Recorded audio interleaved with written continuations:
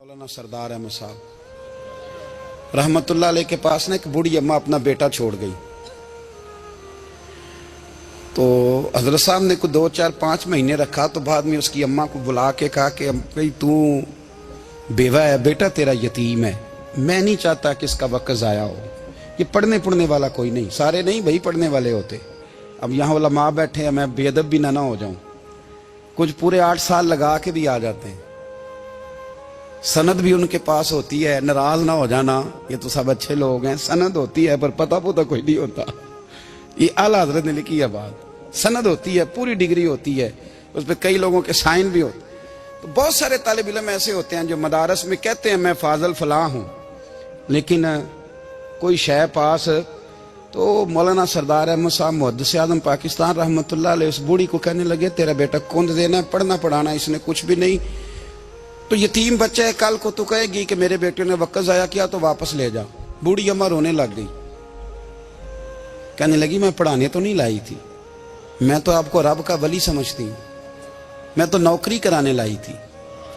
नौकरी हजरत अनस बिन मालिक कहते हैं मेरी अम्मा भी हुजूर की बारगाह में दे गई थी। तो हुजूर की बारगाह में ये नहीं कहा था कि या रसूलल्लाह पढ़ा दें, हाँ हाँ मैं जिम्मेदारी से बात कर रहा हूँ। ये नहीं कहा था हुजूर मुजाहिद बना दें, ये थोड़ी कहा था कि या रसूल अल्लाह सल्लल्लाहु तआला अलैहि वसल्लम से मुफस्सिर मुहद्दिस मुहक्किक मुफ्ती बना दें। हजरत अनस की अम्मा कह गई थी सोनिया जब तक ये रहेगा ना आपकी नौकरी करेगा, ये घर के काम काज करेगा, ड्यूटी करेगा, हुजूर ये आपकी नौकरी करेगा। तो मेरे महबूब ने फिर दुआ कर दी, अल्लाह इसे बरकत अता फरमा। तुम समझता है खिदमत वाला खाली रह जाता है? जितना जायका खिदमत वाले को मिलता है, जो उसके नसीब में आता है, वो किसी का नसीब कहां भाई। हजरत अनस कहते हैं हुजूर ने दुआ कर दी बरकत की। मुझे तो खेती बाड़ी आती भी नहीं थी, पर लोगों के बाग में साल में 1 दफा फल लगता था, मेरे बाग में 2 दफा लगता था। हुजूर ने दुआ कर दी अल्लाह इसे औलाद दे। फरमाते हैं मेरे बेटे, मेरे पोते, मेरे नवासे, मेरी बेटियां, फरमाते हैं मैं जिंदा हूं और मेरी 100 औलादे मौजूद हैं। परेशान हो गया 100 सुन के बच्चे 2 ही अच्छे, 100 औलादे मेरी मौजूद हैं। हजरत अनस बिन मौलाना सरदार अहमद साहब के पास ना छोड़ गई बच्चा, कहने लगी हजरत जी मैं को पढ़ाने के लिए थोड़ा छोड़ गई हूँ, मैं तो इसलिए छोड़ के गई हूँ कि आप मेहरबानी करें, खिदमत कराएं। तो हजरत जी कहने लगे कोई ऐसा काम ही नहीं, खिदमत वाला क्या कराऊं। कहने लगी पट्ठे पवा लिया करो जी। हूं लड़ पेंदे ने, कहने ने बच्चे काम कर दें मदरसे का। हालांकि अब कहां बच्चे काम करते हैं, अब तो गुजर गया दौर, अब तो बच्चे काम कराते हैं। अब बच्चे भी नाराज हो रहे हैं, घूर घूर के देख रहे हैं। सही कह रहा हूं आपको, बच्चे काम कराते हैं, बच्चे कहां काम करते हैं। कहने लगी ये चारा डाले करेगा आपकी भैंसों को। तो हजरत ने उसको कहा कि बीबी चारा मेरी भैंसों को डालने के लिए मैंने बंदा रखा हुआ है, तो तू जा ले जा। कहने लगी हाथ बांध के हुजूर मेहरबानी करें रख ले, चारा डालेगा। और पुत्र तवज्जो से चारा डालना हजरत की भैंसों को। रोने लगी, हजरत ने रख लिया, महीने का खर्चा भी देते। शाम को ना वो सारा दिन काम करता, शाम को आके पैरों में भी बैठ जाता, हजरत जी लाएं तेल थोड़ा सा, पैर ना दबा दूं। 8 साल साथ वाले पढ़ते रहे, ये बेचारा नौकरी करता रहा। मेरा रूप भी नहीं ते मेरा रंग भी नहीं, और मैनू यार मनान दा टंग भी नहीं। कभी कभी ना हजरत बिलाल हबशी फारग होते ना, तो नबी पाक की बारगाह में अर्ज करते हुजूर कोई काम तो नहीं, सारे हो गए, हुजूर जाऊं जरा, चले जाते। एक दिन सलमान फारसी कहने लगे या रसूलल्लाह ये बिलाल कहाँ जाता है। फरमाया जा देख के तो आ। हजरत सलमान वापस आए तो आके रोने लगे, कहने लगे सोनिया जब यहाँ से जाता है ना तो जाके सैयदा फातिमा की चक्की पीसनी शुरू कर देता, बीबी साहबा के काम करने लगता है, घर में जाके स्नैन की ड्यूटी करता है, वहां भी काम यहां भी काम। वो चारा डालता रहा, उसने चारा डाला। हजरत मुहद्दिस आज़म की भैंसों को दस्तारे फजीलत का वक्त आ गया, सारे पगड़ियां सजा के आ गए, आज दस्तार होगी। ये ना पीछे होके बैठ गया, चूंकि पढ़ा ही नहीं था तो दस्तार का है कि दस्तार तो उसकी जो पढ़ेगा, हमने तो पढ़ा ही नहीं, हमने तो यार पढ़ा, घर पढ़ा, ड्यूटी करी। हजरत मुहद्दिस आज़म रहमतुल्लाह अलैह के यहाँ जब ऐलान होने लगा ना कि अब दस्तार होगी, तो हजरत ने पहला ऐलान उसका फरमाया। तो मजान वाला बंदा कपड़े भी कदी कदी बदल देना, वो कहता है जिस हाल में भी था मैं पलट के देखने लगा कि पढ़ा पढ़ाया तो है, कोई शय नहीं। तो ये माजरा क्या है। पीछे से उठ के आए تو کہتے ہیں باقیوں کی دستار کسی عالم نے کی, کسی صوفی نے کی, لیکن یہ بھینسوں کو چارہ ڈالنے والا جب آیا تو محدث اعظم نے فرمایا پگڑی کے بال کو کوئی ہاتھ نہ لگائے, یہ ساری دستار میں نے کرنی ہے. اور فرماتے ہیں حضرت بال بھی دیتے جاتے تھے اور آنسو بھی بہاتے جاتے تھے, ماتھا بھی چومتے تھے اور فرماتے تھے دستار کے بعد چلا تو نہیں جائے گا یار, مجھے تو عبادت بھی نہیں رہ گئی, مجھے تو چابیوں کو بھی نہیں پتا کون سی کہاں رہتی ہے, جائے گا تو نہیں تو رو پڑا. کہنے لگا سوڑیا جائے تو وہ جس کے پلے کوئی شے ہو, آتا جاتا تو ہے کچھ نہیں, مجھے کس نے رکھنا ہے, میں نے کہاں جانا ہے, ادھر کہاں تو ادھر ہی رہوں گا. وہ اس طالب علم کے سارے استاد بھائی کہتے ہیں اس نے دستار کرائی, پڑھا پڑھایا کچھ نہیں, پر جو مسئلہ اڑ جاتا تھا نا, وہ جو اڑ جاتا تھا نا, وہ جا کے اس سے پوچھتے تھے تو کتابیں کھولنے کی ضرورت نہیں پڑتی تھی. مولانا امجد علی صاحب اعظمی رحمت اللہ علیہ فرماتے ہیں یکدم اعلیٰ حضرت کا دروازہ کھلا, یہ بھی میرے اعلیٰ حضرت کی زندگی ہے, اسے بھی دیکھ, یکدم دروازہ کھلا تو بوڑھے امام کے پیروں میں جوتا کوئی نہیں, اور اعلیٰ حضرت سر پٹ دوڑے. میں قریب گیا, میں نے کہا حضور میں صدقے جاؤں, کہاں جا رہے ہو؟ کہنے لگے کسی نے بتایا میرا مرشد کا بیٹا ریلوے اسٹیشن سے گزرنے والا ہے, امجد علی دیر نہ کر یار, کہیں شہزادہ ناراض نہ ہو جائے, میرے مرشد کا بیٹا, میرے شیخ کا پوتا, یار ذرا جلدی کر. کہتے ہیں اعلیٰ حضرت دوڑے ریلوے اسٹیشن پہ. انہیں اگر فتوے لکھنے آتے تھے کل کے رضا ہے خنجر خونخوار برق بار, تو وہ یہ بھی کہا کرتے تھے کیسے آقاؤں کا بندہ ہوں رضا, بول بالے میری سرکاروں کے. دوڑے گئے ریلوے اسٹیشن پہ, اور بوڑھے شیخ صدر الشریعہ کہتے ہیں میں نے کہا حضور میں نہ چلا جاؤں؟ کہنے لگے نا پتر, میں نے بڑا نمک کھایا اس گھر کا, میں نے بڑی نوکری کری ہے, میری اپنی ڈیوٹی ہے, تمہاری تو نہیں نا. میرے شیخ فرماتے ریلوے اسٹیشن پہ حضرت کھڑے ہیں تو ایک مسافر اترتا, اس کے قریب جاتے ادب سے سلام لیتے تو کہتے ماریرا شریف سے تو نہیں کوئی آیا؟ کہتے وہ مسافر گزر جاتا, دوسرا آتا تو پھر قریب جاتے, کہتے وہ اس کے آستانے سے تو نہیں آئے, ادھر سے تو نہیں کوئی آیا. کہتے سارے گزر گئے, جن مسافروں نے اترنا تھا اتر گئے, ٹرین چل پڑی. تو میں نے کہا حضور کسی نے آپ کو غلط اطلاع دی تھی, شہزادے تو آئے نہیں. کہنے لگے یار اطلاع غلط تھی یا ٹھیک تھی, پر یہاں تک آنے کا مزہ بڑا ہے. آپ سمجھ سکتے ہیں اعلیٰ حضرت کے دو بیٹے ہیں, حجت الاسلام مولانا حامد رضا خان صاحب اور مفتی اعظم عالم اسلام. دونوں شہزادے اتنے بڑے شہزادے تھے کہ دونوں اپنے اپنے وقت کے سب سے بڑے مفتی ہوئے. یہ بھی تو میرے اعلیٰ حضرت ہیں نا, اس کو بھی تو ذرا سمجھو نا. خشکی اور پھر خشکی اور پھر خشکی. ایک دن پیر صاحب نے کہا, نوری میاں صاحب, کہ احمد رضا یار وہ بھینسیں رکھی ہوئی ہیں تو ان کو نا گیدڑ آ کے تنگ کرتے ہیں, تو دو کتے مل جائیں نا کبھی, تو چلو رات کو پہرے داری کریں گے, دو کتے مل جائیں. میں اکثر سوچتا ہوں کہ اعلیٰ حضرت تو عالم تھے, ان کا کتوں سے کیا لینا دینا؟ حضرت جی آپ نے کتوں کی بات کرنی تھی تو کسی دنیا دار سے کرتے, دو کتے مل جائیں تو ذرا جانوروں کی دیکھ بھال کریں گے.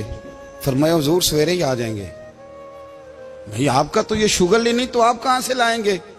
دن چڑھا تو دونوں بیٹوں کے گلے میں رسیاں ڈالی. اعلیٰ حضرت کو صرف آپ فتوے کی روشنی میں دیکھتے ہیں, آپ کو اس شخص کے درد کا نہیں پتا, اس کے ذائقے کا نہیں پتا, وہ کس سٹیج کا آدمی ہے, سٹیٹس کیا ہے طریقت میں, شریعت میں, عشق میں. دونوں شہزادوں کے گلوں میں رسیاں اور پکڑا ہوا ہے. تو نوری میاں صاحب کہتے ہیں میں چارپے پہ بیٹھا تھا تو نیچے بٹھال دیے دونوں بچے. میں اٹھ کے کھڑا ہو گیا, میں نے کہا مولانا یہ کیا؟ کہنے لگے حضور ڈیوٹی بھی کریں گے اور روٹی بھی نہیں مانگیں گے. جنہ تنا وچ عشق نہ رچیا کتے او نہ تھی چنگے, مالک دے کر راکھی کر دے صابر بھوکے ننگے. کدھر گیا ذوق, کدھر گیا وہ درد؟ اور پھر جب باری آئی رسول اللہ کے پیار کی, جب باری آئی نبی پاک کی محبت کی, تو پھر فاضل بریلوی کا قد اگر لکھنے میں کمال ہے نا, تو محبوب کے پیار کرنے میں بھی کمال. انہوں نے نا ساری زندگی یعنی ساری زندگی یہ کہہ کے گزار دی کہ عشق تیرے صدقے جلنے سے چھٹے سستے، جو آگ بجھا دے گی وہ آگ لگائی ہے. ایک سید صاحب تھے، مکان بن رہا تھا اعلیٰ حضرت کا، تو سامنے نا بالکل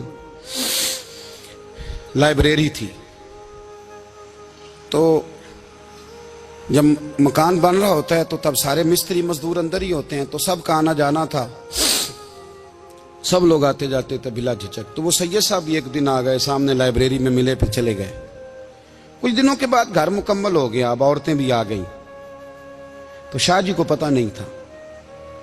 وہ پرانا ہی ماحول سمجھ کے نا، مولانا ظفر الدین بہاری کہتے ہیں پرانا ہی ماحول سمجھ کے تو اندر آ گئے. اور جیسے ہی اندر داخل ہوئے سامنے گھر کی عورتیں دیکھی تو شاہ جی معذرت معذرت معذرت کرتے پریشان ہو گئے.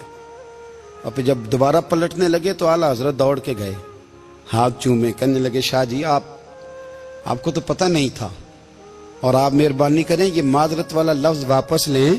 یہ میرے گھر کی عورتیں نہیں، یہ تو سیدوں کی باندیاں ہیں، یہ تو نوکرانیاں ہیں. تو آپ مہربانی کریں، یہ انداز آپ کا جو ہے یہ درست نہیں، آپ مہربانی فرمائیں اندر آئیں. اور پھر سارے خاندان کو لے کے پردے کے پیچھے کھڑا کیا اور کہنے لگے شاہ جی کو غلطی لگ گئی، انہوں نے ہم سے معذرت کی، اب ہم سارے مل کے ان سے معذرت کریں گے، اس لیے کہ یہ رسول اللہ کا خاندان. یار تھوڑا بہت دو چار لفظ جس بندے کو آ جائے نا، دو چار لفظ. میں ذاتی طور پہ نا آپ کو پتہ ہے میں تو نعت خانوں سے تو ہماری بنتی نہیں، بہت سارے نعت خان تو ہمیں ویسے ہی نہیں. میں کہتا ہوں نعت آنے دے جانے کا نام نہیں، نعت تو کلام کا نام ہے. کسی بزرگ کی بات پڑھو، کچھ مطلب اس میں کوئی ذوق ہو، کوئی درد ہو. یہ کیا بات ہوئی جو آج کل کام شروع ہے. لیکن آپ کو پتہ ہے ہم نعت خان کی بھی عزت کرتے ہیں. میں جس نعت خان سے نعت سنتا ہوں میں دل کی قلب کی گہرائی سے اس کا حیا کرتا ہوں، میں اکرام کرتا ہوں، اللہ جانتا ہوں، میں اعزاز دیتا ہوں، اس لیے کہ میں سمجھتا ہوں یہ جب بولتا ہے نا تو مجھے مدینے والے کی یاد آتی، یہ نبی کریم کی یاد دلاتا ہے، تو اس کا اعزاز ہے. اعلیٰ حضرت فاضل بریلوی رحمۃ اللہ تعالی علیہ نے نبی کریم سے محبت کی اور حضور سید عالم صلی اللہ علیہ وسلم سے تعلق رکھنے والی ہر شے سے محبت کی. انہوں نے اپنے ذوق کو کبھی پھیکا نہیں پڑنے دیا.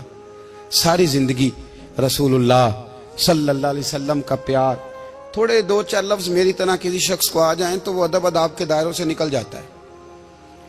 وہ ہر چیز کو کلو کال کے ذائقے میں رکھتا ہے. اس لیے ملا رومی فرمایا کرتے تھے سیٹھ آدمی ہونا جیب میں پیسے ہوں تو اس کا پیر کوئی نہیں ہوتا. اگر کوئی عہدہ مل جائے، بندہ کسی درجے پہ پہنچ جائے تو اس بندے کا بھی مرشد ہے، اور اگر چار لفظ پڑھ جائے تو اکثر میری طرح کے بندے خلیفے ہوتے ہیں، مرید نہیں ہوتے. ناراض تو نہیں ہو گئے آپ لوگ؟ میری طرح کے لوگ نا خلیفے ہوتے ہیں، بتاتے ہیں 14 جگہ کا خلیفہ ہوں تو سوال یہ ہے کہ غلام کس کا ہے؟ میری خلافتیں. او خدا کے بندے، غلامی اصل چیز ہے. اعلیٰ حضرت فاضل بریلوی رحمۃ اللہ تعالی علیہ نا لوگوں سے پوچھتے، جب کوئی مدینے سے آتا، مکے سے آتا، حج کر کے آتا تو پوچھتے مدینے گئے تھے؟ صدر الشریعہ رحمۃ اللہ علیہ فرماتے ہیں کسی نے کان میں آ کے کہا حضور وہ موچی حج کر کے آیا. پکی بات ہے حضور؟ ہاں. فرمایا چلو چلیں. حضرت جی وہ لکھنا نہیں؟ تو میں آ کے دیکھتے ہیں. حضرت مہمان اوے آ کے دیکھتے ہیں. کہتے دوڑنے لگے، وہ جوتے گانٹ رہا تھا. جا کے پوچھا حج کر کے آئے ہو؟ کہا ہاں. مدینہ شریف گئے تھے؟ وہ جس بندے کے پاس لوگ تاریخیں لینے جائیں تو ٹائم نہ ملے، بھائی آج مدینے گئے تھے؟ کہنے لگا جی بڑا کرم کیا سرکار نے، میں تو 1.5 مہینہ رہ کے آیا ہوں. کہتے ہیں جبہ کہیں، پگڑی کہیں، قلم کہیں، شاگرد کہیں، مرید کہیں، اور اندر نہیں، حجرے کے اندر چھپ کے کسی کی تعظیم نہیں، چوک میں موچی جوتے گانٹنے والا دنیا دیکھ رہی ہے. اعلیٰ حضرت جھکے اور موچی کے پیر چومنے شروع کر دیے. لوگ پکڑ دیں حضور یہ کیا؟ وہ بھی پیر کرنے لگے پیچھے ہٹ جاؤ. یہ وہ قدم ہے جو میرے مصطفیٰ کریم کے در دولت سے ہو کے آئے. حرم کی زمین اور قدم رکھ کے چلنا، ارے سر کا موقع ہے ہو جانے والے. یہ ذائقہ، یہ درد. تو اعلیٰ حضرت نے نا ذوق والی زندگی گزاری، ادب والی زندگی گزاری، پریم والا وقت گزارا، عشق والا وقت گزارا. حضرت بلال حبشی کبھی سپاہ سالار بنے تھے کسی جنگ میں؟ کسی صوبے کے گورنر بنے ہوں؟ بولو تو صحیح یار. ان کا تعارف کیا تھا؟ نبی کریم کے غلام. हुजूर के ना जो जाती मामलात थे ना, 20 अंसारी नौजवान थे जो हर वक्त नबी पाक के पास खड़े रहते थे कि हुजूर को हुक्म करें। 20 और 34 से लेकर 40 तक गुलाम हर वक्त हुजूर की बारगाह में रहते। हजरत बिलाल हुजूर के जाती मामलात की खिदमत करते थे। कोई ऐसी वो जो तबलीग की या दावत की या जंग की या जिहाद की कोई ड्यूटी नहीं वो करते थे, जाती खिदमत सरकार की। हजरत उमर फारूक वो शख्स हैं कि जिन्होंने कभी किसी बंदे को खातर में नहीं लाए हुए, लेकिन जब हजरत बिलाल आते थे ना तो जनाब उमर उठ के खड़े होते थे, कुर्सी छोड़ते थे और फिर एक नारा लगाते थे, कहते थे या बिलाल अंता सैयदुना, बिलाल तू हमारा सरदार है यार, तू हमारा। यानी इश्क का ज़ौक पूरा करना उन्हें भी आता था।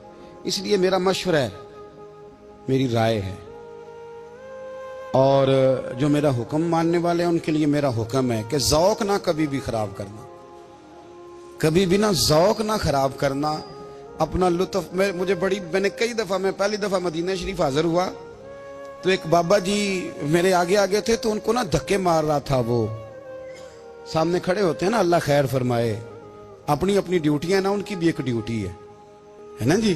तो धक्के मार रहा था तो बाबा उसे कह रहा था तेरी खैर होवे पहरेदारा, रोजे दी जाली चुम लैन दे। उन्हें फिर धक्का मारिया तो फिर उन्हें कहता तेरी खैर होवे पहरेदारा। मैंने, वो बिल्कुल अनपढ़ बाबा जी थे पर मुझे उन्होंने बहुत बड़ी बात समझा दी, मैंने उनसे बड़ा सीखा, मुंबर पे जिक्र कर रहा हूं। वो तीसरी दफा फिर धक्का मारा, तेरी खैर होवे पहरेदारा, रोजे दी जाली। तो बाबा जी बाहर निकल आए तो मैं भी पीछे निकल आया। तो मैंने कहा बाबा जी यहाँ कुछ इन्होंने बांग्लादेशी और हिंदुस्तानी भी रखे हुए हैं, पर ये तो अरबी था खालस। उन्होंने कदों ਤੁਹਾਡੀ भी समझ आती सी, ਤੁਸੀਂ पंजाबी ਦਾ शेर सुनाई जा रहे हो। कहते पुत्र मैनू भी पता है उन्होंने नहीं समझ आ रही, पर मैं तो अपना रांझा पै राजी करता सा। मैनू पता है उन्होंने कहा ओ यार असी रांझा भी तो राजी करना है कि नहीं, कि सारी जिंदगी किलो काल के झगड़े में पड़े रहना। ऐ इश्क तेरे सदके जलने से छुटे सस्ते, जो आग बुझा देगी वो। और एक जगह पे आला हजरत कहते हैं जान दे दी वादा दीदार पर, हमने जान दे दी। हाँ, खाली उसने वादा किया था कि आऊंगा, आया नहीं था, पर जान हमने पहले दे दी। तो इसलिए ना ज़ौक, शौक, प्यार, वारफ्तगी, मोहब्बत असातिज़ा के लिए, बुजुर्गों के लिए, उलमा के लिए, मशाइख के लिए, बड़ों के लिए ना ज़ौक ना कभी खराब होने पाए। अल्लाह आपको सलामत रखे। और कुछ दुआएं मैंने दे दी हैं, कुछ अल्लाह जानता है मेरे दिल में है, वो मैं देता रहता हूँ। अल्लाह आपको हमेशा शाद व आबाद फरमाए। तो उमर फारूक गुजर रहे थे तो किसी बाग के कोने में खड़े होके कुछ बच्चे छोटे छोटे बच्चे वो खजूरें इकट्ठी कर रहे थे। तो हजरत उमर ने कहा किसके बाग में लगे हुए हो? सब बच्चे दौड़ गए। तो हजरत सनान बिन सलमा फरमाते मैं भी छोटा था, मैं खड़ा हो गया तो मैंने कहा हुजूर हमने तोड़ के नहीं खजूरें खाई, गिरी हुई खाई हैं, और आपको पता है जो रास्ते में गिर जाएं वो उठानी नाजायज नहीं होती, तो हुजूर ये गिरी हुई खजूरें खाई हैं। तो कहते हैं हजरत उमर फारूक बच्चे की बात सुन के कहने लगे रब तेरा भला करे, तूने सही बात की तरफ मेरी तवज्जो करा दी है, अल्लाह तेरा भला करे। और फिर हजरत उमर रज़ी अल्लाह तआला अन्हु उस छोटे से बच्चे के पास खड़े हो गए। कौन? किसके पास? नहीं, ख्वाब तो नहीं देख रहे मैं और आप। हुक्मरान वक्त 22 लाख मुरब्बा मील का हुक्मरान बच्चे के पास खड़े हो गए, छोटे बच्चे के पास। दुकान पे गरीब आदमी चढ़ आए ना, दुकानदार साहब इल्ला माशाल्लाह उनका मिजाज खराब हो जाता है।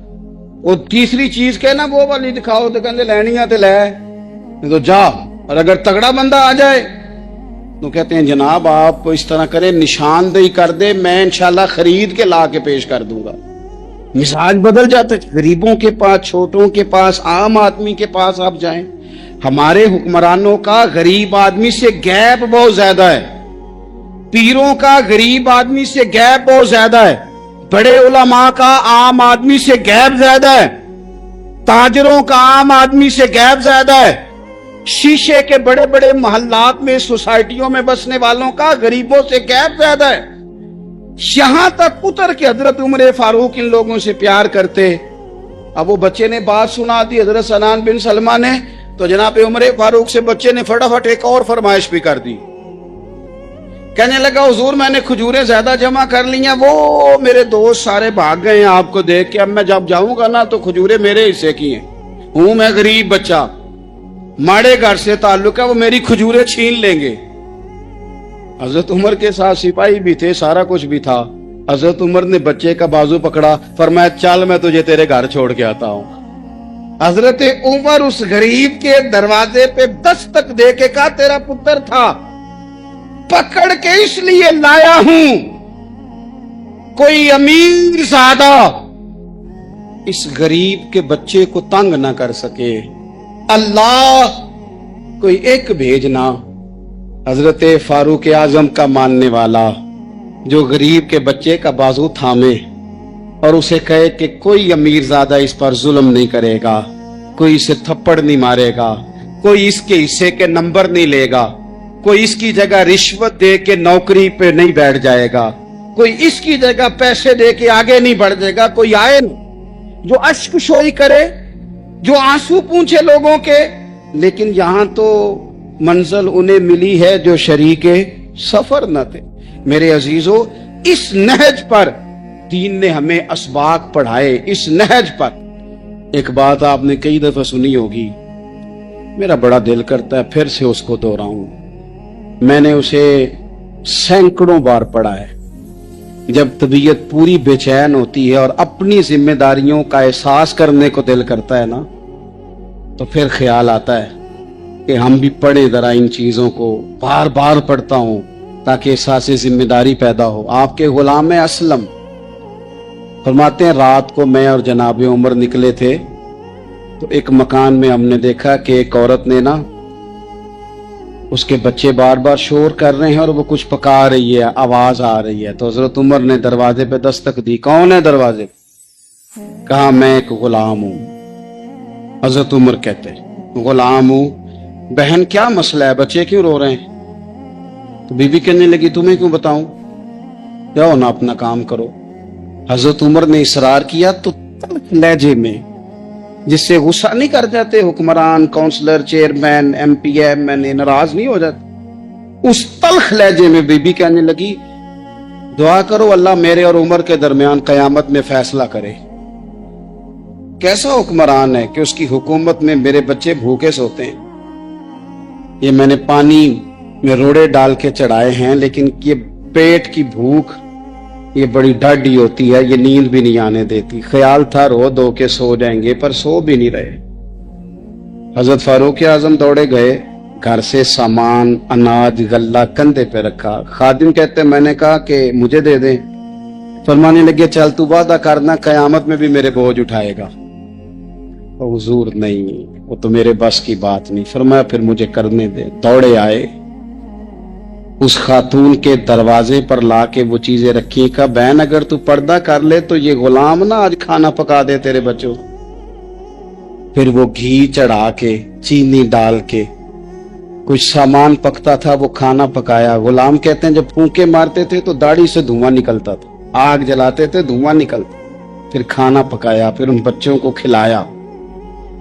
پھر حضرت عمر فاروق رضی اللہ تعالیٰ عنہ نے تھوڑے پیچھے بیٹھ گئے تو بچوں کے ساتھ اس طرح کی باتیں کرنے لگے کہ وہ ہنس پڑے۔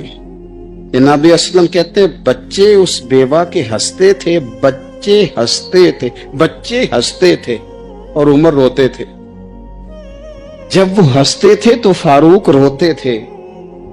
پھر وہ بچے آہستہ آہستہ لیٹنے لگے، اور جب وہ سونے کی طرف بڑھنے لگے تو حضرت عمر کہنے لگے بہن میں جاؤں؟ کہنے لگی رب تیرا بھلا کرے، میرا کلیجہ پھٹ جاتا اگر میرے بچوں کو آج شام بھی روٹی نہ ملتی۔ سیدنا فاروق اعظم رضی اللہ تعالیٰ عنہ کہنے لگے پھر تو میرے لیے دعا کرے گی؟ کہنے لگی میں دعا کرتی ہوں، اللہ عمر کی جگہ تیرے جیسا کو نیک آدمی بٹھا دے۔ حضرت عمر کہنے لگے ایک چھوٹی سی گزارش بھی مان لو گی؟ کا کیا؟ فرمانے لگے کوئی یہ میری خدمت اگر پسند آئی ہے تو عمر کو معاف نہیں کر دیتی؟ غلطی ہو گئی، اسے پتہ نہیں تھا۔ اپنے منہ سے کہنے لگے سیاںا بھی نہیں، باشعور بھی نہیں، اسے چاہیے تھا خلافت کی ذمہ داریاں نہ لیتا، لیکن حضرت صدیق نے کہا تو وہ مان گیا، لیکن بہن میں اسے جانتا ہوں، بزدل بڑا ہے، کمزور بڑا ہے، ضعیف بڑا ہے، اگر تو قیامت میں اس کی شکایت لگائے گی تو بڑا کمزور پڑ جائے گا، اس کے لیے مشکل ہو جائے گا۔ تو کہنے لگی اچھا اگر تو اتنی سفارش کرتا ہے تو جا، میں نے عمر کو معاف کیا۔ حضرت فاروق اعظم نے چہرے سے کپڑا ہٹایا تو بی بی کہنے لگی اوہو آپ عمر ہیں؟ آپ فرمانے لگے میں جو بھی ہوں تو وعدہ کر چکی ہے کہ تو نے عمر کو معاف کیا۔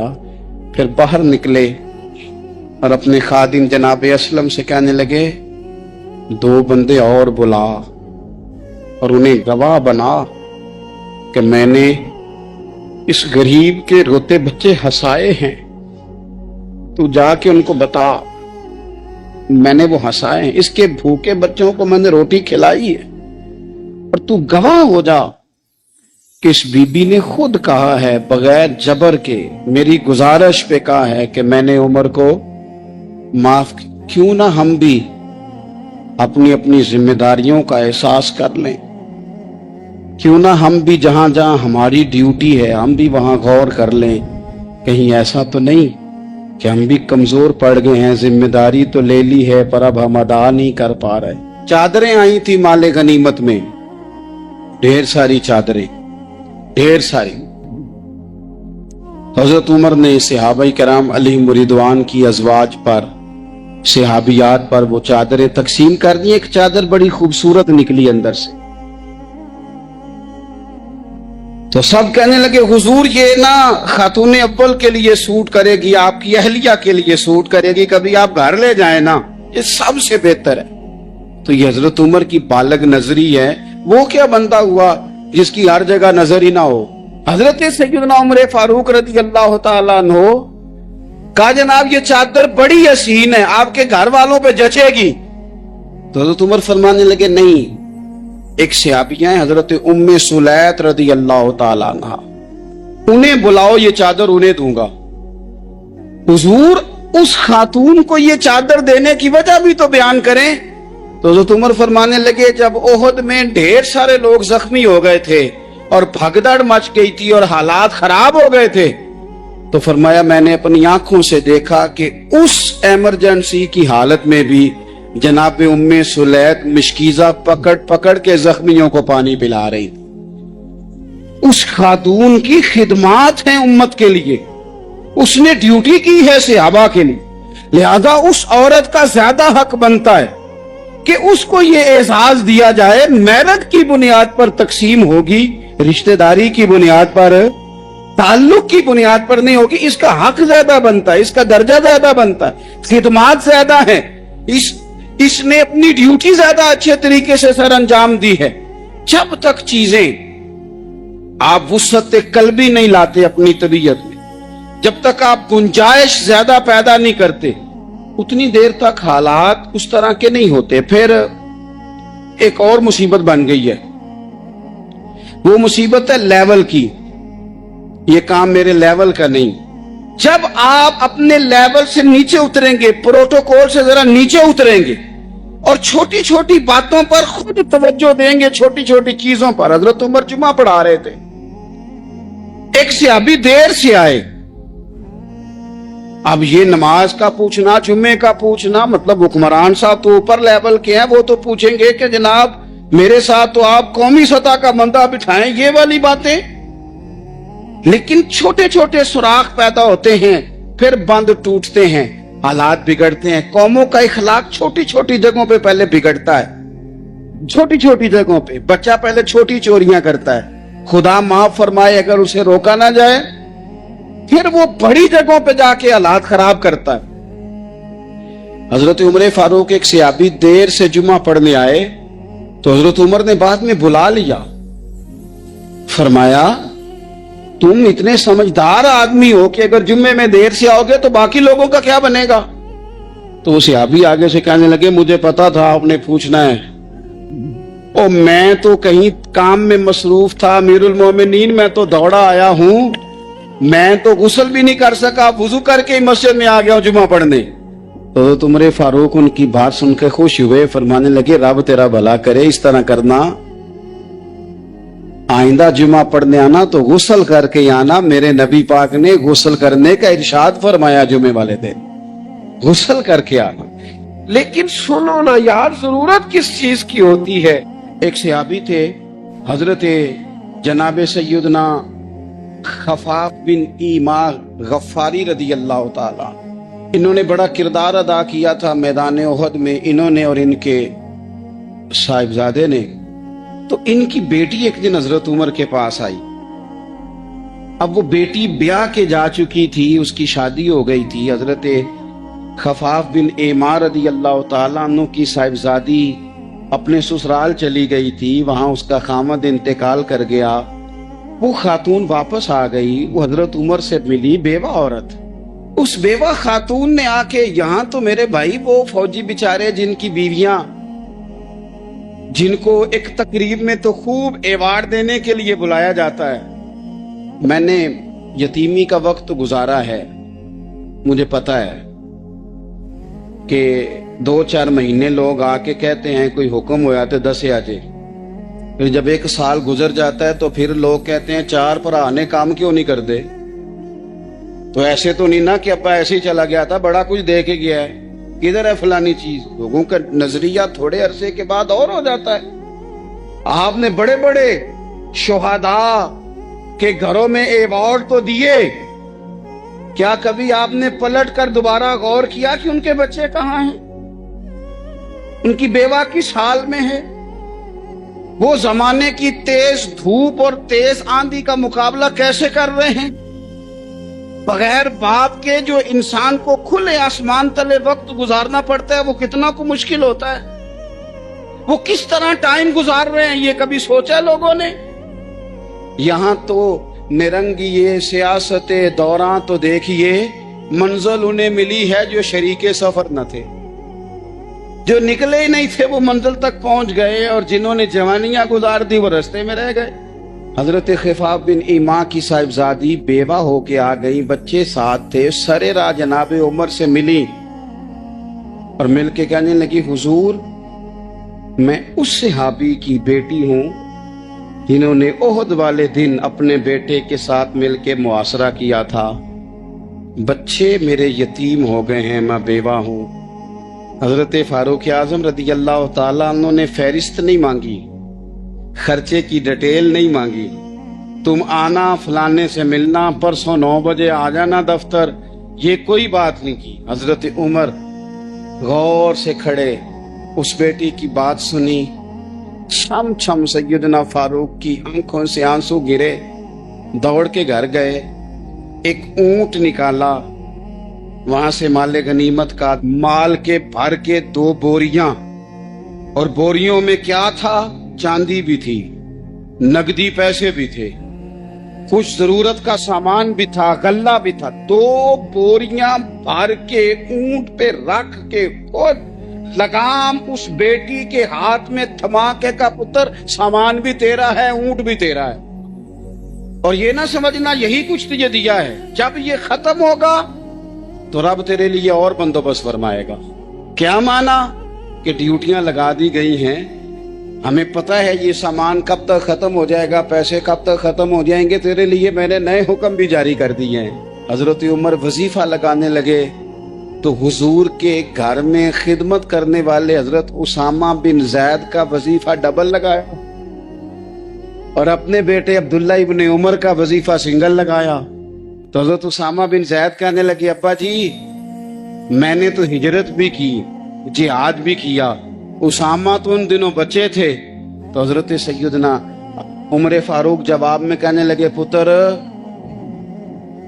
उसामा के वालिद जैद ने भी हुजूर के घर में नौकरी की, उसामा भी नौकरी कर रहा है। हजरत उमर की शान क्या है जमाना जानता है, पर फिर भी हजरत उमर फरमाने लगे, तूने अपने बाप के साथ हिजरत की, फरमाया उनकी खिदमत ज्यादा है हुजूर के घर में, लिहाजा उनका वजीफा भी ज्यादा लगाया जाएगा। अबू अल्लाह की बारगाह में दुआ करते, ऐ अल्लाह एक वक्त रोटी देना, एक वक्त फाका दे। اے اللہ جب تو روٹی دے تو میں تیرا شکر ادا کروں، جس دن تو کھانا دے، رزق دے، اور جس دن فاقہ ہو میں تیری بارگاہ میں التجا کروں۔ صرف میٹھا کھانا ہی سنت نہیں، فاقہ کرنا بھی سنت ہے۔ صرف مسواک سے دانت صاف کرنا ہی سنت نہیں، دل صاف رکھنا بھی سنت ہے۔ اور میرے عزیز، ہم نے کیا کیا؟ چند 4-5 چیزوں کو یاد کر لیا، اور جو ہمہ پہلو زندگی تھی ہمہ پہلو سمجھے ہی نہیں۔ رسول اللہ صلی اللہ تعالی علیہ وسلم نے نماز پڑھائی تو صحابہ فرماتے ہیں یہ منظر ہمارے لیے انوکھا تھا کہ جلدی سے حضور تشریف لے گئے، ہم نے کبھی دیکھا نہیں تھا۔ ہر معاملے میں بڑا اطمینان، تشریف رکھتے سرکار، لیکن جلدی آ چلے گئے۔ اور پھر اس پر کمال یہ کہ واپس بھی جلدی آ گئے۔ اور کریم اپنے غلاموں کے دلوں کی کیفیات کو سب سے بہتر جاننے والے ہیں۔ حضور جانتے تھے کہ ذہنوں پر سوال ابھر آیا ہے کہ محبوب اتنی جلدی گئے، اتنی جلدی آئے۔ کریم فرمانے لگے تم سوچتے ہو کہ میں کیوں جلدی گیا، میں کیوں جلدی آیا؟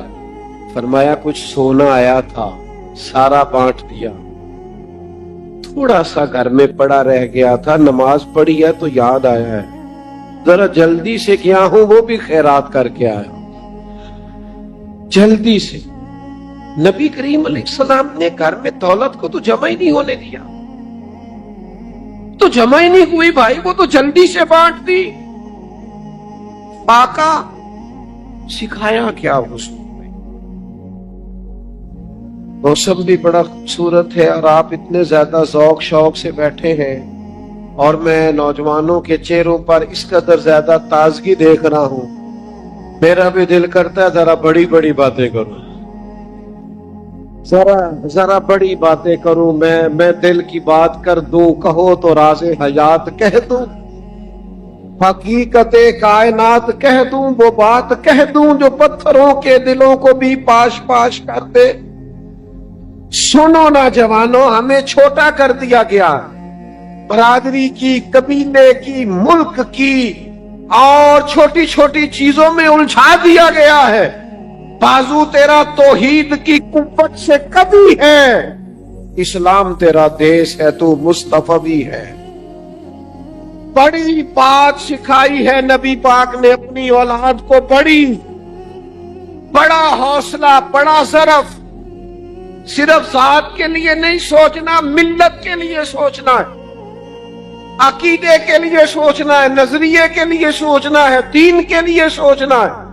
عالمی سوچے نبی پاک نے اپنی اولاد کو دی۔ جوانوں، میرا رب نہ بندے کے گمان کے قریب ہوتا ہے۔ حضور فرماتے ہیں تو جیسا گمان کرتا ہے مالک بھی تیرے ساتھ ویسا ہی معاملہ کرتا ہے۔ چھوڑ دے صرف اپنے لیے سوچنا، تو سب کے لیے سوچ، اللہ تجھے توفیق دے گا، سب کے ساتھ خیر کر دے گی۔ تو قومی سوچے پیدا کر، عالمی، ملی، دین کے لیے، جہتوں میں سمتوں میں بند نہ ہو، قید نہ ہو، بڑا حوصلہ، بڑا ظرف۔ یہ دیکھو رسول اللہ صلی اللہ تعالی علیہ وسلم اپنی اولاد کو کیا سبق دیتے ہیں۔ حضور ایک سفر سے واپس آئے، وجود مبارک پر آثار سفر ہے، تھکان ہے، کئی دنوں کا سفر ہے۔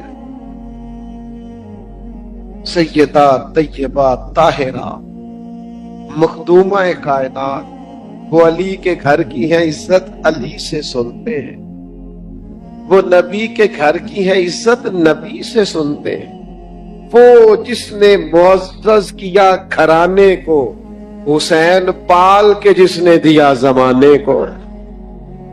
سیدہ رضی اللہ تعالی عنہا نے نبی کریم علیہ السلام کا وہ انداز دیکھا کہ حضور کئی دنوں کے بعد تشریف لائے، چہرے پر تھکن ہے، آثار ہے بظاہر، سیدہ پاک کی مقدس آنکھوں میں آنسو آ گئے۔ یا رسول اللہ صلی اللہ تعالی علیہ وسلم، آقا آپ دین کے لیے کتنی مشقت کرتے ہیں، کتنی محنت فرماتے ہیں، ہمارا یہ حال ہوتا ہے کہ ہمارے بچے ہمارا ایک دکھ بیان کرے تو ہم کہتے ہیں بیٹا تجھے تو ایک کا ہی پتا ہے نا، میرے پاس تو کتاب ہے۔ جوانوں بڑی بات سنو یار، سیدہ پاک عرض کرنے لگی یا رسول اللہ صلی اللہ تعالی علیہ وسلم آپ اتنی محنت کرتے ہیں، تو قریب نے کیا فرمایا؟ حضور نے سوچوں کا رخ ہی بدل دیا، زاویہ ہی بدل دیا بات کا۔ حضور فرمانے لگے فاطمہ آپ کے والد کو اللہ نے بڑے مقاصد کے لیے دنیا میں مبعوث فرمایا ہے، بڑے مقاصد کے لیے مبعوث فرمایا ہے، ہم بڑے مقاصد کے لیے آئے۔ فرمایا کوئی گھر کچا نہ پکا، نہ کوئی جھونپڑی، کوئی جگہ ایسی نہیں بچے گی جہاں اللہ آپ کے دین کے والد کے آپ کے والد کے دین کو پہنچا نہیں دے گا، پیغام دین ہر جگہ پہنچے گا۔ حضور نے جو سوچیں عطا کی ہیں وہ بڑی عطا کی۔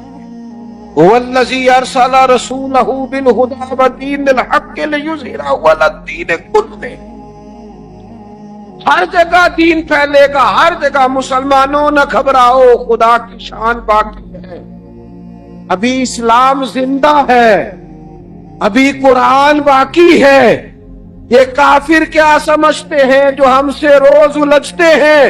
ابھی تو کربلا کا آخری میدان باقی ہے، انقلاب آنا ہے۔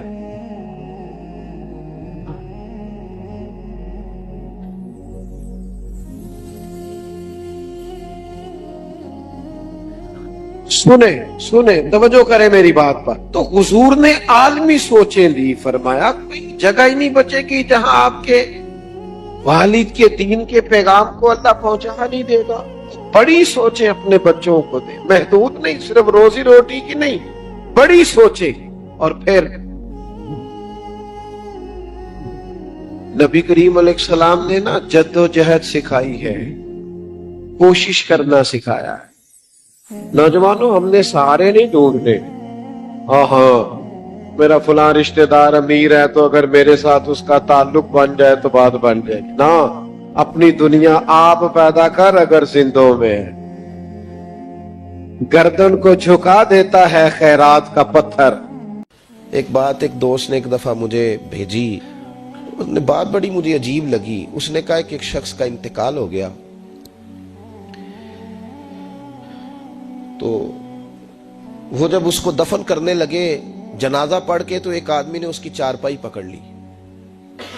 اس نے کہا اس نے میرا 45 لاکھ روپیہ دینا ہے، پہلے پیسے دو گے پھر دفن کرنے دوں گا، پیسے دے دو دفن کر لو۔ دور سے پکڑی، اب رش ہے، 3 بیٹے بھی تھے تو جائیداد بھی تھی، سارا کچھ تھا۔ ان 3 بیٹوں سے لوگوں نے کہا کہ تیرے ابے کو وہ دفن نہیں کرنے دے رہا، شور ہے تو۔ اور وہ بندہ بھی وہ تھا جو بڑا قریبی تھا اس کا، اس کے والد کا پارٹنر تھا، تعلقات تھے، تو اس نے کہا کہ پہلے پیسے دو پھر دفن کرنے دوں گا۔ اب وہ 3 بیٹے کہنے لگے کدھر سے پیسے دیں، 45 لاکھ ہی کہہ دیا ہے، ہمیں تو ابا نے کوئی نہیں بتایا، حالانکہ جائیدادیں ہیں، مکان ہے، سارا کچھ ہے، تو بھائی ہم کدھر سے دیں؟ چلو 2-4 لاکھ کی ٹھیک ہے، وہ تھوڑا سا کرے نرم رویے کو تو ہم کرتے ہیں، شور تو ہے، لیکن کدھر سے دیں 45 لاکھ؟ جب بات بہت تیز ہو گئی، شور ہو گیا، وہ انسان مجنون بن کے اس نے چارپائی تھامی ہوئی ہے، کہتا نہیں پہلے پیسے دو گے پھر دفن کرنے دوں گا۔ 3 بیٹے تھے تو ایک بیٹی بھی تھی، بیٹی کو گھر میں پیغام گیا کہ تیرے ابا کو دفن نہیں ہونے دیتے، اس نے سارا زیور اتار کے بھیج دیا۔ اس نے کہا اس چچا سے کہو میرے ابا کے اس دوست سے جس نے قرضہ لینا ہے کہ یہ رکھ لے، اور میں تھوڑے تھوڑے کر کے پیسے لوٹا دیتی ہوں، پر میرے باپ کو مرنے کے بعد یوں رسوا نہ کرے، اس کو دفن تو ہونے دے، میں ایک پائی دے دوں گی، میرا وعدہ رہا۔ جب وہ بیٹی نے 8-10 لاکھ کا زیور بھیج دیا تو وہ قرضہ لینے والا شور کرنے لگا۔ اس نے کہا او مجھے پتہ چل گیا، مجھے معاف کر دو سارے اور اسے دفنا دو۔ کہا کیا ہوا؟ تو وہ کہنے لگا میں نے اس سے 45 لاکھ لینا نہیں تھا، میں نے دینا تھا، تو میں غور کر رہا تھا کہ اگر تو میں نے اعلان کر دیا نا کہ 45 لاکھ میں نے دینا ہے تو 110 نکل آئیں گے وارث کہ مجھے بھی دو مجھے بھی دو، تو میں نے یہ رویہ اس لیے اختیار کیا ہے کہ میں دیکھوں اس کا اصل وارث ہے کون، تو اصل وارث وہ بیٹی ہے جس نے اپنے کانوں سے بندے بھی اتار کے بھیج دیے، اور جس نے اپنے وہ شادی والے دن پہننے والے زیورات، پہلی رات کا وہ اس نے زیور بھی سارا اتار کے دے دیا۔ اس نے کہا کہ باپ کا کفن نہ میلا ہو جائے۔ تو اصل وارث بھی بچی ہے۔ اس نے کہا اس نے مجھے وصیت کی تھی ہر ایک کو نہ دے دینا، میرے اصل وارث کو دینا، تو مجھے اصل وارث مل گیا ہے، اب میں کسی اور کو نہیں دوں گا، اس بیٹی کو دوں گا جس نے باپ کے لیے قربانی دی۔ تو یاد رکھے جنہ لی تو پاپ کمائے ہو کتھے نہیں تیرے کر دے۔ تو اس لین دین کے معاملات اپنے صاف ستھرے رکھیں، ان کے اندر کسی قسم کی وہ چیز نہ پیدا کریں کہ جو ہمارے لیے بڑی باعث پریشانی بن جائے۔ تو میں یہ سمجھانا چاہ رہا ہوں آپ حضرات کو، اپنے پیر بھائیوں کو، دوستوں کو، کہ کوشش فرمائیں کہ آپ، اور یہ یاد رکھیں، وہ میری اماں کبھی کبھی میرے ننھال سے نا کوئی چیز آتی تھی نا بطور تحفہ کے کسی چیز، تو میری اماں کہتی تھی میرے ماموں سے یا میرے نانا سے کہ بس ٹھیک ہے یہ آپ تھوڑا سا دے جائیں باقی لے جائیں، تو کہتے نہیں رکھ لے۔ تو اماں کہا کرتی تھی کہ اپنے گھر سے بندہ کھائے تو پھر ہی پوری پڑتی ہے، کوئی دے گا تو کیا اس میں کتنی دیر، ایک دن بندہ کھا لے گا۔ وہ کہا کرتی تھی کہ اگر پورا کرنا ہے نا خرچہ تو بندہ اپنی کمائی سے ہی پورا کرے تو پورا ہوتا ہے۔ اگر کسی کے 10,000 سے آپ سمجھتے ہیں کوئی فائدہ ہوگا تو کچھ نہیں ہوتا۔ آپ کے دست و بازو جو ہمت کر کے لائیں گے اسی سے گزارا ہوگا۔ کسی کا 50,000 رکھ کے کتنا وقت بیت سکتا ہے، 1,00,000 سے کیا مطلب، کیا بندہ کر سکتا ہے۔ تو سہارے نہ ڈھونڈو، خوددار بنو۔ طریقت میں، تصوف میں خودداری، ترمذی شریف کی ایک حدیث ہے مجھے بڑی پسند ہے۔ میں سمجھتا ہوں یہ حدیث اگر لوگ سمجھ جائے نا تو بات بن جائے۔ نبی پاک صلی اللہ تعالی علیہ وسلم نے لوگوں سے کہا، لوگوں چاہتے ہو کہ تم اللہ کے محبوب بن جاؤ؟ تو صحابہ کے چہرے کھل اٹھے، کہا یا رسول اللہ صلی اللہ علیہ وسلم بالکل چاہتے ہیں۔ فرمایا جو اللہ نے تمہیں دیا ہے اس پہ راضی ہو جاؤ، اللہ کے محبوب بن جاؤ گے، اللہ تم سے پیار کرے گا۔ اور پھر فرمایا چاہتے ہو کہ لوگ بھی تم سے پیار کریں؟ لوگ بھی کریں یا رسول اللہ، دل کرتا ہے۔ تو نبی پاک نے فرمایا کسی بندے کی جیب کی طرف کبھی نہ دیکھنا، جو سامنے والے کی جیب میں ہے اس سے بچ جا، اس کے مال پر نظر ڈالنی چھوڑ دے، لوگ بھی تجھ سے پیار کرنے لگ جائیں گے۔ لوگوں کے مال کی طرف نہ دیکھ۔ آپ رکھ لیں کسی کا 500 روپیہ بھی، وہ کہے گا بندہ ہی نہیں صحیح، میرا 500 کھا گیا۔ یہ مت سمجھے کہ بڑا امیر تھا اس کو فکر ہی کوئی نہیں، نہ۔ ان معاملات کے اندر لوگ کہیں نہ کہیں بول ہی جاتے ہیں، کہیں نہ کہیں بات کر ہی جاتے ہیں، کسی نہ کسی جگہ زبان پھسل ہی جاتی ہے۔ تو مہربانی فرمائیں، مہربانی کریں، آپ اس بات پہ ضرور غور کریں۔ اور یہ میری اپیل ہے، آپ میرے پیر بھائی ہیں، عزیز ہیں، کہ کوشش فرمائیں لین دین کے معاملات کو 110% صاف رکھیں۔ کوشش کریں جہاں کوئی چیز دینی ہے، خریداریاں بعد میں ہوتی رہیں گی، جائیدادیں بعد میں بنتی رہیں گی، قرضے نہیں ہونے چاہیے، قرضہ نہیں ہونا چاہیے۔ میں ایک بزرگ سے کبھی کبھی ملتا تھا تو میں کہتا تھا حضرت جی حالات کیسے ہیں؟ تو کہتے ہیں الحمدللہ کسی کا دینا کچھ نہیں، الحمدللہ کسی کا۔ تو اس شخص وہ جب بات کرتا تھا تو مجھے یوں لگتا تھا کہ جیسے وہ شخص نعرہ لگا رہا ہے، الحمدللہ کسی کا دینا کچھ نہیں۔ یہ اللہ تعالیٰ کا شکر ہے۔ اور پھر وہ کبھی کبھی یہ بھی کہا کرتے تھے کسی سے 200-250 لینا ہوگا، میں نے دینی کوئی شے نہیں، کوئی کبھی کبھی ٹٹولو گے تو میرا کسی طرف کوئی نکل ہی آئے گا، لیکن میں نے کسی کا دینا کوئی نہیں۔ میرے اسا فرمایا کرتے تھے ہماری تو طریقت بھی بڑی دلیر ہے۔ میں نے ایک دفعہ کہا حضور نظریہ طریقت کیا؟ فرمانے لگے ہماری تو طریقت بھی بڑی خوددار ہے، ہم مریدوں کا خرچ نہیں کراتے، ہم تو کئی دفعہ مریدوں پہ خرچ کر ڈالتے، ہماری تو طریقت بھی بڑی توانا ہے، نے تو مزاج ہی بڑا انوکھا پایا ہے۔ تو مہربانی فرمائے لینے دینے کے ماں۔ ایک حدیث بخاری میں بڑی مزیدار ہے، بخاری میں، سبحان اللہ۔ اور بخاری شریف قرآن مجید کے بعد امت مسلمہ کے پاس سب سے معتبر کتاب کا نام بخاری شریف ہے۔ نبی پاک صلی اللہ علیہ وسلم نے فرمایا ایک بھائی اپنے بھائی سے قرضہ لینے لگا، ایک دوست اپنے دوست سے پیسے لینے لگا۔ اس نے کہا یار پیسے تو میں دے دیتا ہوں پر کوئی گواہ۔ اس نے کہا غریبوں کے گواہ نہیں ہوتے، میرا گواہ اللہ ہے۔ اس نے کہا کسی کی ضمانت دے دو۔ اس نے کہا میری کون ضمانت دے گا، میری ضمانت میرا اللہ ہی دے گا۔ وہ بات ہو گئی 1000 دینار اس کو بات بڑی پسند آئی، کہا اللہ کے نام پر تو کہتا ہے، اللہ بھی گواہ ہے ہمارے درمیان اور اللہ ہی ضمانتی ہے، تو لے لے پیسے۔ 1000 دینار دے دیے۔ اب وہ بندہ دریا کے پار چلا گیا۔ محنت، یہ دیکھیں اب اس حدیث سے آپ درس دیکھیں، یہ حکایت نہیں، یہ میرے رسول پاک کا بیان کیا ہوا فرمان ہے۔ اس کی صداقتوں پہ دیکھیں، اور بخاری کی حدیث کے جملے کتنے حسین ہیں۔ نبی پاک صلی اللہ علیہ وسلم نے فرمایا وہ جس نے پیسے لیے بطور قرضہ وہ دریا کے پار چلا گیا، محنت مزدوری کرتا رہا، جب مقررہ وقت آیا تو اس نے 1000 دینار جو وعدہ کیا تھا کہ فلاں تاریخ کو دے دوں گا، اس تاریخ کو اس نے 1000 دینار لیے اور دریا کے کنارے پہنچ گیا کہ مجھے کشتی ملے تو میں اس تک پہنچاؤں۔ لیکن اس نے اتفاق کہ اس دن کشتی کوئی نہ ملی، بڑا انتظار کیا، کشتی کوئی نہ ملی۔ اس نے ایک لکڑی لی، لکڑی کو اندر سے پھاڑا، موٹی لکڑی ہوتی ہے نا بانس کی طرح، اس کے اندر سوراخ بن جاتا ہے، جگہ بن جاتی ہے۔ اس نے اندر سے اس کی کھدائی کی، اس کے اندر اس نے 1000 دینار رکھا اور ایک رکا رکھا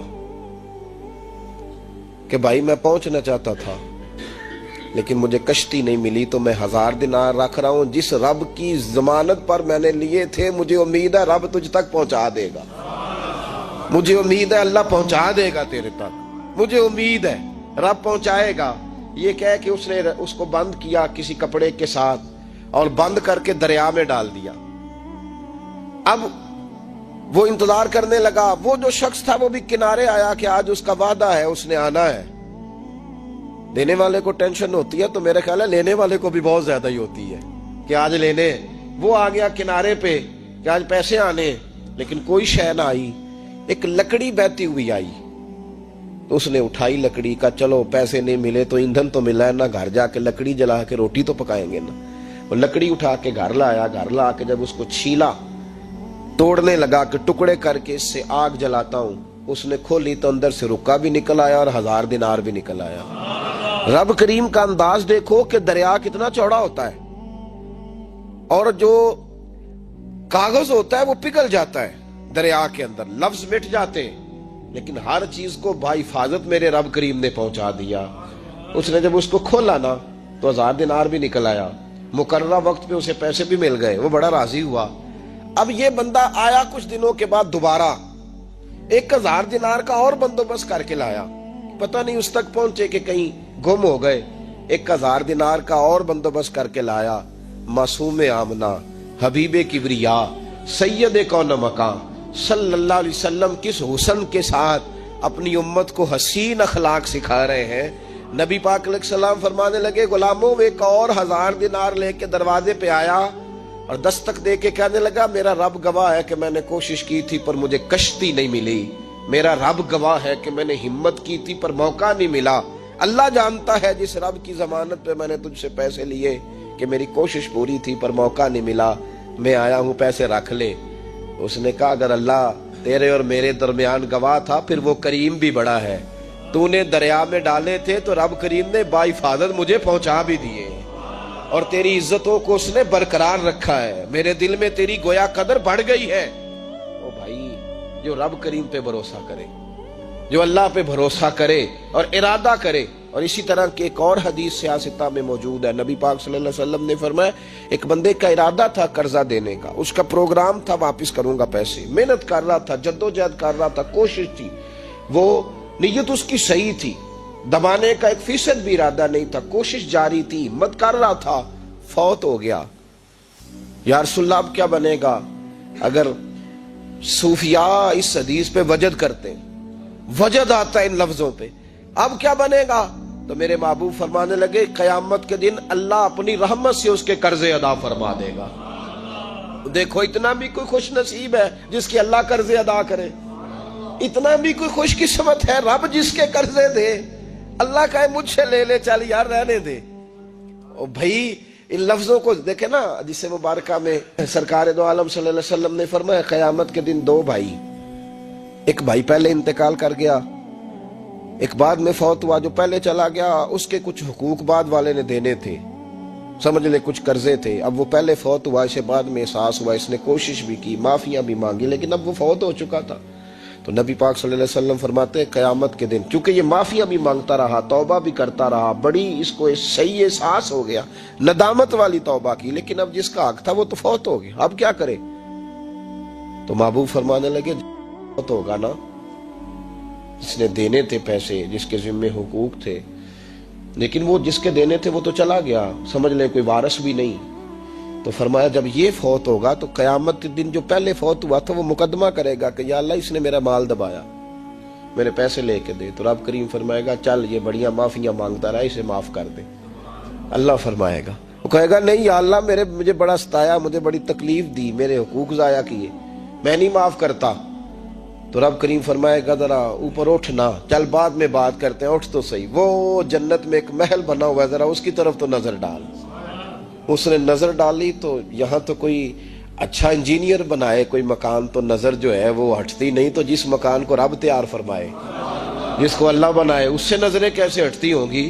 اس نے دیکھا تو دیکھتا ہی گیا، دیکھتا ہی گیا۔ عرض کرنے لگا مولا یہ کس کا مکان ہے؟ تو محبوب علیہ السلام فرماتے ہیں رب کریم نے فرمایا اس کا ہے جو اس کی قیمت دے گا۔ کہ یا اللہ کون قیمت دے گا؟ فرمایا تو بھی دے سکتا ہے۔ یا اللہ میں غریب فقیر، میں کیسے قیمت دوں؟ تو اللہ فرمائے گا چل تو اپنے بھائی کو معاف کر دے، میں محل تجھے دے دیتا ہوں، تو معافی دے دے، محل تیرا ہوا۔ تو حضور فرماتے ہیں 3 دفعہ بولا، کہنے لگا یا اللہ میں نے معاف کیا، یا اللہ میں نے معاف کیا، یا اللہ میں نے معاف کیا۔ تو اللہ فرمائے گا پھر بھائی کا بازو پکڑ، وہ ایک محل نہیں، وہ ایک ہی نقشے کے 2 بنائے ہوئے ہیں، اس کا بازو پکڑ، دونوں جنت میں چلے جاؤ، میں نے تم دونوں کے لیے گھر بنا دیا ہے۔ تو اپنے معاملات صحیح کرنے کی کوشش کریں، اپنے معاملات صحیح کریں۔ ہم اس سلسلہ عالیہ میں داخل ہیں کہ حضور غوث اعظم رضی اللہ تعالیٰ عنہ کے والد کا مشہور واقعہ ہے کہ بھوک لگی تھی تو دریا میں بہتا ہوا سیب کھا لیا تھا، سیب کھا لیا غوث اعظم کے والد نے۔ تو پھر کہنے لگے اوہو یہ میں نے کیا کیا؟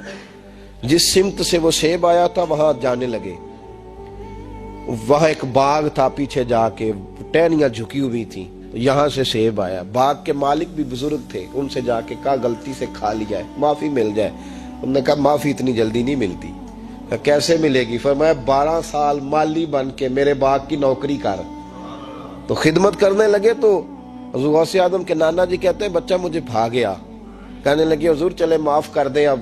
تو کہا معافی نہیں ملے گی، میری ایک بیٹی ہے، آنکھوں سے اندھی ہے، آنکھوں سے اندھی، کانوں سے بہری، زبان سے گونگی اور پیروں سے لنگڑی، اس سے نکاح کر، پھر معافی ملے گی۔ کھایا کیا؟ ایک سیب۔ تو حضور غوث اعظم رضی اللہ تعالیٰ عنہ کے والد کہنے لگے مجھے گوارا ہے، آپ کر دیں نکاح، پر وعدہ کریں مجھے معاف کر دیں گے نا؟ تو کہتے ہیں نکاح ہو گیا۔ جب پہلے دن میں حجلہ عروسی میں داخل ہوا تو میں نے پلنگ پر کوئی معذور نہیں، جنت کی حور کی مثل عورت بیٹھی دیکھی، اور جس کا حسن بتاتا تھا کہ چہرے سے زیادہ باطن میں اللہ نے روشنی عطا فرمائی ہوئی ہے۔ فرماتے ہیں میں نے اس کے قریب جا کر تو کون ہے؟ مجھے تو کچھ اور بتایا گیا تھا۔ فرمایا تجھے بتایا گیا تھا کہ آنکھوں سے اندھی ہے، اس لیے کہ کبھی غیر محرم کا چہرہ دیکھا ہی نہیں، کانوں سے اس لیے بہری ہے کہ کبھی غلط بات سنی نہیں، کسی غلط کے پاس بیٹھی نہیں، اور زبان سے اس لیے کہ گونگی ہے کہ غلط جملہ کبھی نہیں نکلا، یا اللہ کا قرآن نکلا ہے یا محمد عربی کا درود و سلام نکلا ہے، غلط جملہ نہیں نکلا۔ اور ٹانگوں سے اس لیے لنگڑی ہے، کسے اپنے باپ کے گھر کا رستہ تو آتا ہے، سوائے اس کے گلی کا اور کوئی موڑ نہیں جانتی، اس نے پاکیزگی سے وقت گزارا۔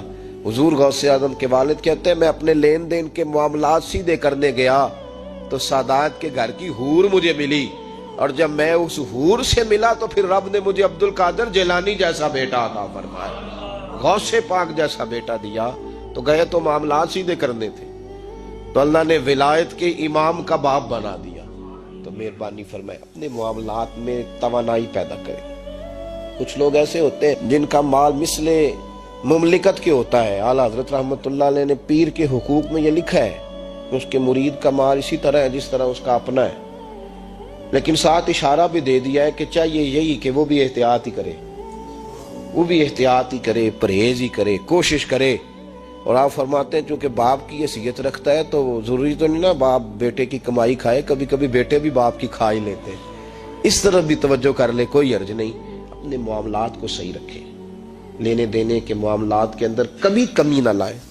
یہ چیز اگر پیدا ہو جاتی ہے نا تو آپ یقین کریں کہ وقار ہی تو انسان کے پاس ہوتا ہے، وہ ضائع ہو جاتا ہے تو نقصان ہوتا ہے. تھوڑے میں وقت گزاریں، بڑی مزیدار زندگی ہوتی ہے انسان کی. یہ زندگی میں انسان کے پاس وقار اپنا ہوتا ہے، وہ زندگی بڑی حسین ہوتی ہے، بڑی مزیدار ہوتی ہے. ہماری مسجد میں ایک شخص آئے، کچھ دن انہوں نے وقت گزارا تو مجھے بعد میں کہنے تہاڈی مسجد سے سکون بڑا ہے، کھپ کوئی نہیں، لڑائی کوئی نہیں، کوئی کسی قسم کا میں نے وہ نہیں دیکھا. آپ یقین کریں یہاں 4 اساتذہ کام کرتے ہیں اور کئی سالوں سے کرتے ہیں. ہم نے کبھی استادوں کی لڑائی بھی نہیں ہونے دی، ورنہ مدرسوں میں جھگڑے چلتے ہیں. مجھے کہنے لگے جی یہاں لڑائی کوئی نہیں. میں کہ اس واسطے کسی کو مالدار بندہ چیئرمین ہی نہیں بنایا کہ جو کہے کہ یہ کیسے ہو گیا، یہ کھانسے کیوں ہیں، یہ اٹھے کیوں ہیں، یہ بیٹھے کیوں ہیں. یہاں اللہ نے حسن اس لیے دیا ہے کہ الحمدللہ یہ ایک کونا تو ضرور ہے لیکن اللہ نے بڑا سکون عطا فرمایا ہوا ہے. تو یہ اس وقت ہوتا ہے جب آپ کسی سے کچھ لیتے ہیں تو پھر آپ کو اس کے نخرے بھی برداشت کرنے پڑتے ہیں، پھر آپ کو دیکھنا بھی پڑتا ہے، اس کے آنے پہ کھڑے بھی ہونا پڑتا ہے. اس لیے لین دین کے معاملات کو 110% صحیح رکھیں. یہ میری وصیت نہیں آپ حضرات کو، اس کو میرا حکم سمجھیں، حکم سمجھیں اس کو. اور آپ قطعی طور پہ میری پیر بھائیوں سے گزارش ہے کہ لین دین کے معاملات کو چھوڑ دیں سارا کچھ. اللہ بڑا کریم ہے. ایک کمرے میں بھی انسان کی زندگی بیت سکتی ہے، لیکن لین دین کے معاملات میں 110% اپنے آپ کو صاف رکھیں اور اپنی وصیت کو ہمیشہ اس میں سستی نہیں کریں، لکھ کے رکھیں کہ کسی کا کیا دینا ہے موٹے حرفوں کے ساتھ، اور 3 جگہ اس کو لکھ کے رکھیں کہ میں فلاں آدمی کا میرے پاس یہ ہے. اس کو ضرور سنبھال کے رکھیں تاکہ کسی جگہ بھی اگر اللہ تبارک و تعالیٰ فضل کرے کوئی ایسا موقع آتا ہے تو ہم صاف ستھرے ہوں، ہمارے وارثوں کو پتہ ہو کہ ہم نے کسی کا کیا دینا ہے. اللہ سمجھنے کی توفیق عطا. اللهم صل على سيدنا محمد النبي الأمي وعلى آله وصحبه وسلم. اللهم صل على سيدنا محمد النبي الأمي وعلى آله وصحبه وسلم. اللهم صل على سيدنا محمد النبي الأمي وعلى آله وصحبه وسلم. اللهم صل على سيدنا محمد النبي الأمي وعلى آله وصحبه وسلم. اللهم صل على سيدنا محمد النبي الأمي وعلى آله وصحبه وسلم.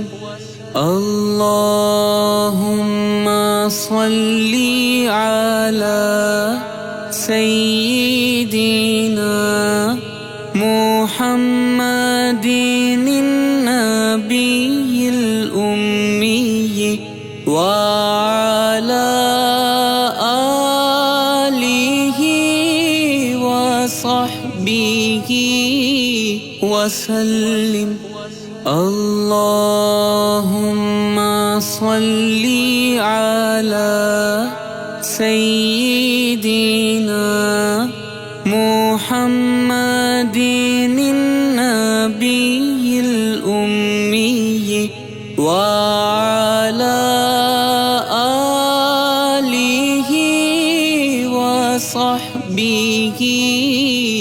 وسلم اللهم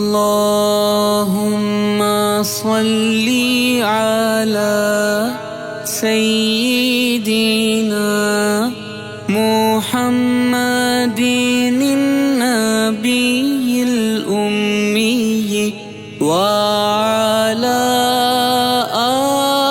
آله وصحبه وسلم اللهم صل على سيدنا محمد النبي الأمي وعلى